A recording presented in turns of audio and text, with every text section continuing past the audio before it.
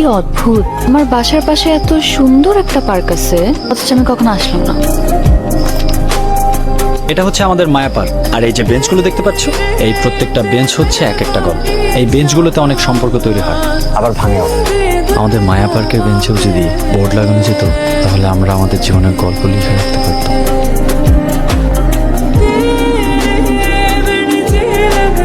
দেখেন কি অবস্থা, সারা আকাশ সবুজ।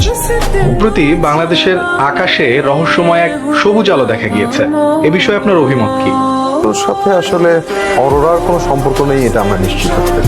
আমাদের কাছে কিন্তু রিপোর্ট রয়েছে আমেরিকার মিনেসোটা অঙ্গরাজ্যে 1947 সালে এরকম অদ্ভুত আলো দেখা গিয়েছিল এবং সেখানকার অধিবাসীরা এই আলো দেখার পরে প্যারালাল কারেন্ট যাওয়ার সময় করো না।